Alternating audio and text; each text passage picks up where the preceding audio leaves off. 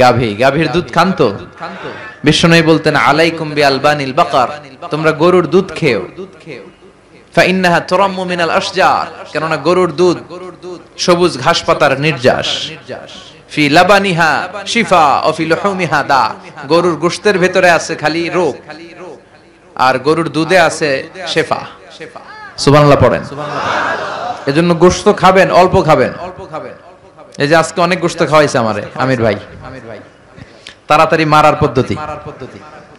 তো গোশত কম খাবেন, দুধ খাবেন বেশি। অনেক ডাক্তার আছে এরা বলে যে লাল গোশত যারা খায় এরা যেন আমার সিরিয়াল না ধরে, কারণ আমার ওষুধে ধরবে না এদের। দুধ খাবেন, দুধ হচ্ছে সুষম খাবার, এটা জান্নাতি খাবার। জান্নাতীদের জন্য 4টা ঝর্ণা থাকবে, একটা হচ্ছে দুধের ঝর্ণা।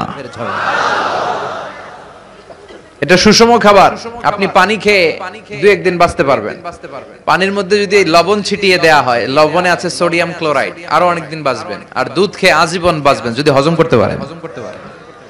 বিশ্বনবীর খাবারের তালিকার শীর্ষে ছিল দুধ।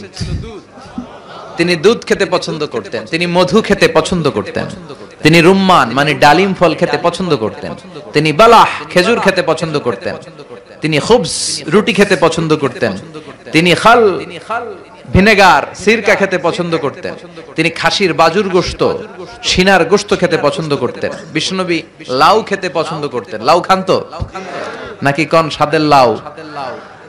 বানাইলো মোরে, আগা খাইলাম ডোগা খাইলাম, এগুলো বললেন না। বিসমিল্লাহ বলে খাবেন, খাওয়ার পরে কি পড়বেন? আলহামদুলিল্লাহ। লাউ খেতেন বিশ্বনবী। মাশরুম খেতেন। মাশরুম চিনেন? এখন ইদানিং মাশরুমের স্যুপ পাওয়া যায়, এটা চোখের জন্য বেশ ভালো। মাশরুম খেতেন, শশা খেতেন, তরমুজ খেতেন, কালিজিরা খেতেন, আজোয়া নামে একটা খেজুর খেতেন স্পেশাল। বিশ্বনবী বলেন মদিনার আজোয়া খেজুর যদি কেউ প্রতিদিন সকালে 7টা খায়, ওই দিন কোনো সাপে কামড় দিলেও বিষে ধরবে না,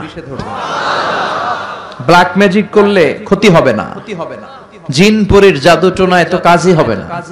সুবহানাল্লাহ পড়েন। এগুলো পড়ে রুকিয়া করবেন। রুকিয়া ইসলামের সুন্নাহ। আর তাবিজ ঝুলানো নিষেধ, তাবিজ ছিঁড়ে ফেলবেন আর রুকিয়া করবেন। ফু দিলে সুস্থ করে দিবে কে? সূরাতুল ইখলাস, সূরাতুল ফালাক, সূরাতুন নাস, তিনটাকে একসাথে বলে কুল আস-সালাসা, 3 কুল। বিশ্বনবী প্রতিদিন সন্ধ্যা বেলায়, সকাল বেলায় আর ঘুমোতে যাওয়ার আগে এই 3 কুল পড়ে হাত দুইটা মিলিয়ে হাতে ফু দিতেন। লম্বা ফু দিয়ে মাথা থেকে এরকম ম্যাসাজ করতে করতে পা পর্যন্ত 2 হাতে যতটুকু সম্ভব সুস্থ রাখবে কে? It's a protection from your lord, from the all evils and devils. সব শয়তানের শয়তানি থেকে, ব্ল্যাক ম্যাজিক থেকে, জাদু টোনা বান থেকে আপনার প্রোটেকশন দিবে কে? এই আমলগুলো করতে রাজি আছেন তো? প্রত্যেক ফরজ সালাতের পরে একবার আয়াতুল কুরসি।